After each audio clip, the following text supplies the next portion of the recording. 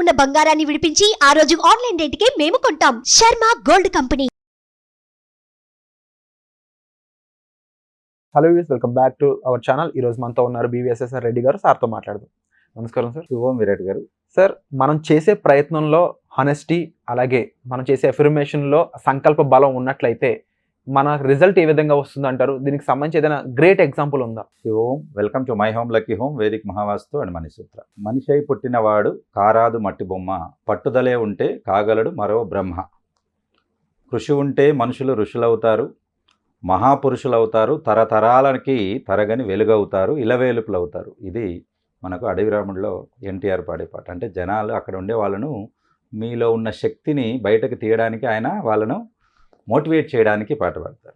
నిజమే. మరి మనకు ఇన్ని పురాణాలు, ఇతిహాసాలు అన్నిట్లో చూసుకుంటే వాల్మీకి మనకు రామాయణం రాసిన అంతకుముందు చరిత్ర మనం చూసుకుంటే అసలు ఊహించలేం ముందుకు తర్వాతకి. ఇవన్నీ కూడా కేవలం ఇక్కడి నుంచే మొదలవుతాయి.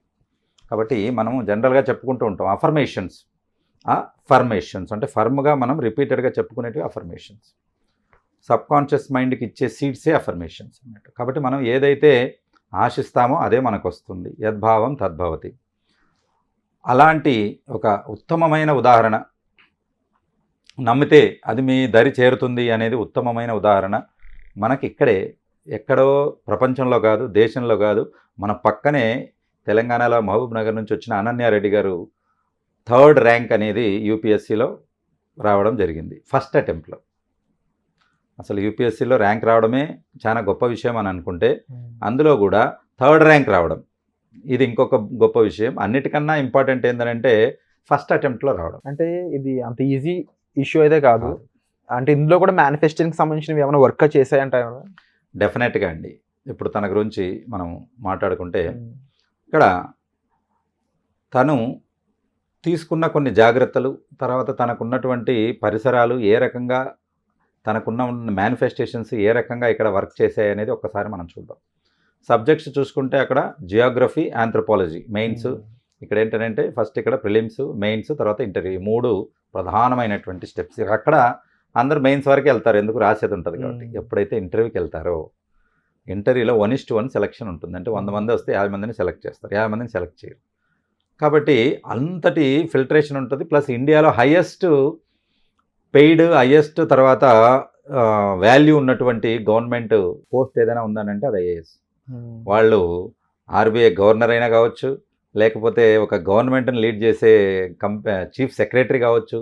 కాబట్టి ప్రభుత్వాలకు, కేంద్ర రాష్ట్ర ప్రభుత్వాలకు మార్గదర్శకాలు చేసేంత గొప్ప వ్యక్తులు. అంటే మనకు కనపడేది మంత్రులు కనపడతారు, కానీ వాళ్ళ వెనకంతా రచన అంతా, ఆ కార్య, కర్త, కర్మ, క్రియ ఇవన్నీ కూడా వీళ్ళే ఉంటారు ఐఏఎస్. సో అంతటి గొప్పది. సో ఇక్కడ మనకు అనన్యారెడ్డి గారికి మనం చూసుకుంటే ఆమె చెప్పేది ఏంటంటే, బీ హానెస్ట్ యాజ్ పాసిబుల్. మీకు ఎంతవరకు ఉందో అంతవరకు హానెస్ట్ ఉండండి.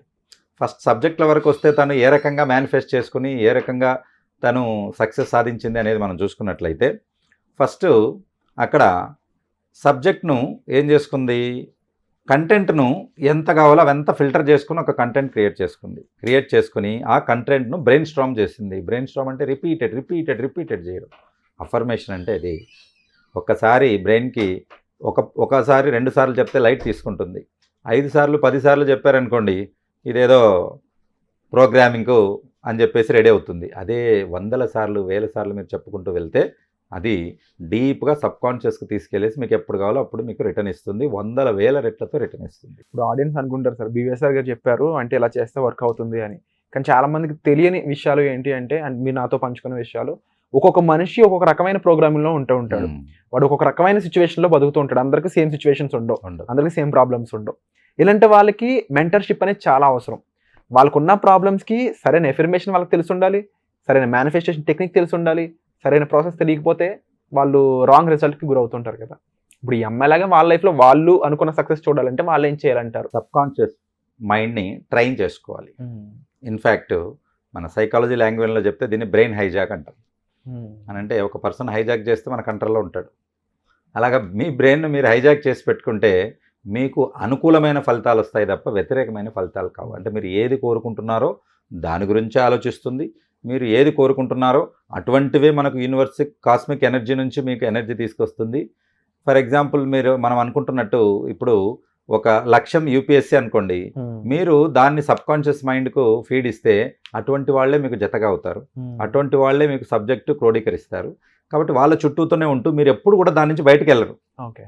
అంటే ఏదైతే ఈ సబ్జెక్టుకు సంబంధించిన మూడ్ కానీ ఆ గ్రూప్ కానీ ఉంటుందో దాని నుంచి డివియేట్ అవ్వరు, అదే సబ్జెక్టుకి ఉంటుంది. కాబట్టి మనం ఇంతకుముందే చెప్పుకున్నాం, ప్రతి మనిషికి కూడా సూర్యుడిలో ఉన్నంత వెలుగు అంత శక్తి ఉంటుంది, దాన్ని కేంద్రీకరించాలి. అలా కేంద్రీకరించాలని అంటే దానికి కొన్ని మెథడాలజికల్ పద్ధతి అనేది ఉంటుంది. ఈ మెథడాలజికల్ విషయాలకు వచ్చినప్పటికీ రీసెంట్గా కేవలం 999 రూపాయలకే మీరు ఈ మెథడ్స్ని వివరిస్తూ ఒక వర్క్షాప్ చేయబోతున్నారని తెలిసింది. అంటే ఈ వర్క్షాప్ ఎవరి కోసం అయి ఉంటుంది సార్? ఎలాంటి ప్రాబ్లమ్స్ ఉన్న వాళ్ళు ఈ వర్క్షాప్కి ఎన్రోల్ చేసుకోవచ్చు? లక్ష్యాన్ని చేరుకోవడంలో ఇబ్బందులు ఉన్నవాళ్ళు, రిపీటెడ్గా ఫెయిల్ అవుతున్న వాళ్ళు, ఇది బిజినెస్ కావచ్చు, జాబ్స్ కావచ్చు, లేకపోతే మ్యారేజెస్ విషయం కావచ్చు, రిలేషన్స్ కావచ్చు, ఏవైనా కానీ స్టడీస్ కూడా కావచ్చు. కాబట్టి మీ లక్ష్యాలు చేరుకోవడంలో ఇబ్బందులు పడుతున్న వాళ్ళు, రిపీటెడ్గా దాంట్లో ఫెయిల్యూర్ చూసిన వాళ్ళు, కాన్ఫిడెన్స్ పోయి డిప్రెషన్ వస్తుంది వాళ్ళకి, ఏంటి ఎన్నిసార్లు చేసినా రావట్లేదు అని చెప్పేసి, అటువంటి వాళ్లకు ఈ వర్క్షాప్ చాలా బాగా కరెక్ట్గా అవుతుంది. సో ఇక్కడ మనము అనన్య రెడ్డి గారిది ఫస్ట్ అటెంప్ట్లో వచ్చారని చెప్పుకున్నాం. తర్వాత ఇంకొక అబ్బాయి కూడా ఫస్ట్ అటెంప్ట్లో వచ్చాడు, తనది 3rd ర్యాంక్ అయితే 88వ ర్యాంకు కౌశిక్ అనే అబ్బాయి కూడా వచ్చాడు. వీళ్ళందరూ మధ్యతరగతి నుంచి వచ్చిన వాళ్ళే. అలాగే ఇంకొక వండర్ఫుల్ ఏంటంటే 800 ర్యాంక్లో ఒక దివ్యాంగురాలు, ఇక్కడ అనిత అనే దివ్యాంగురాలు, వైజాగ్కి చెందినవారు. ఇక్కడ ఏంటంటే తను ఇక్కడ ఇంజనీరింగ్ చేసేటప్పుడు ఒక స్పైనల్ కార్డ్కి ఇన్ఫెక్షన్ వచ్చి వీల్ చైర్కే పరిమితం అయిపోయింది. అలాంటి సిచ్యువేషన్లో అందరూ ఏం చేస్తారు, ఇంకా అయిపోతాయి, జీవితం అయిపోయింది, ఇంకా ముందు ఏమీ లేదు, అన్ని అంగాలు బాగున్న వాళ్ళే డిప్రెషన్కి వెళ్ళి బెడ్ మీద పడుకొని తలుపులు మూసుకొని కూర్చుంటున్నారు. మరి అటువంటి వాళ్ళు ఎంత డిప్రెషన్కి రావాలి? కానీ తన సబ్కాన్షియస్ మైండ్కి అప్పుడే బీజం వేసుకుంది. ఇంట్లో కూర్చొని ఎక్స్టర్నల్గా డిగ్రీ కంప్లీట్ చేసుకుని తర్వాత అటెంప్ట్ చేస్తూ 4th అటెంప్ట్లో తను సాధించింది. ఎంత 800th ర్యాంక్ వచ్చింది, డెఫినెట్గా మంచి పోస్ట్ వస్తుంది. ఇక్కడ ఏంటనంటే ఏం చెప్పబోతున్నాను అనంటే వాళ్ళను దివ్యాంగురాలని చెప్పడంలో వాళ్ళని కించపరచడం మన ఉద్దేశం కాదు, వాళ్ళను అభినందించాలి. అభినందించి మీరు మోటివేట్ అవ్వాలి. అరే when that person can do, why can't I, right? కాబట్టి భగవంతుడు అందరికీ అంతే 1400-1200 గ్రామ్స్ బ్రెయిన్ ఇచ్చాడు.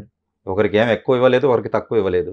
దాన్ని ఎలా వాడుకుంటారు అనే దాన్ని బట్టే మీకు దాని రిజల్ట్ వస్తుంది. ఒకరు దాన్ని బూజు పట్టేలా వాడతారు, ఇంకొకరు దాన్ని షార్ప్ చేసి 10 మందికి ఈ ప్రపంచానికి అవసరమైనట్టు ఇన్వెన్షన్ చేసి ఇస్తారు, ఇంకొకరు ఏమీ లేకుండా వచ్చామా తిన్నామా పోయామా అన్నట్టు వెళ్ళిపోతారు. కాబట్టి దాన్ని ఎలా వాడుకుంటాము అనే దాన్ని బట్టి మీకు రిజల్ట్స్ ఉంటాయి. ఏ పద్ధతుల్లో మీరు దాన్ని ట్రైన్ చేసుకుంటారు అనే దాన్ని బట్టి మీకు రిజల్ట్ ఉంటాయి. సో సబ్కాన్షియస్ మైండ్కు ట్రైన్ చేయడం అని అంటే ఒక సిస్టంలో ప్రోగ్రామ్ను మనము ఇన్స్టాల్ చేయడం, ఇంకా అది రన్ చేస్తూ ఉంటుంది, మీకు కావాల్సిన రిజల్ట్ ఇస్తూ ఉంటుంది. ఆ ఇన్స్టాల్ చేసే ప్రోగ్రామే మంచి ప్రోగ్రామ్ అయితే మంచి రిజల్ట్స్ వస్తాయి, బ్యాడ్ ప్రోగ్రామ్ అయితే అనుకోని ప్రతికూల రిజల్ట్స్ వస్తాయి. కాబట్టి అలాంటి బీజాలు మీరు కరెక్ట్గా చేసుకోవాలని అంటే సబ్కాన్షియస్ అనే వ్యవసాయంలో మంచి విత్తనాలు వేసుకుని మీరు మంచి పంటను ఆశించగలుగుతారు. జనరల్గా రిపీటెడ్ అటెంప్ట్స్ అయిన తర్వాతనే యూపీఎస్సీలో సక్సెస్ అయిన వాళ్ళు ఎక్కువ మంది ఉంటారు. అయితే ఫస్ట్ అటెంప్ట్లోనే సక్సెస్ అయిన అనన్యారెడ్డి మన హిస్టరీ కానీ ఆమె చదువుకున్న పద్ధతి కానీ మనకు ఏం చెప్తుందనంటే, ఇక్కడ మాక్ ఇంటర్వ్యూస్ అనేది ఎక్కువగా అటెండ్ చేయడం జరిగింది, మాక్ టెస్ట్లు ఎక్కువగా అక్కడ అటెంప్ట్ చేయడం జరిగింది.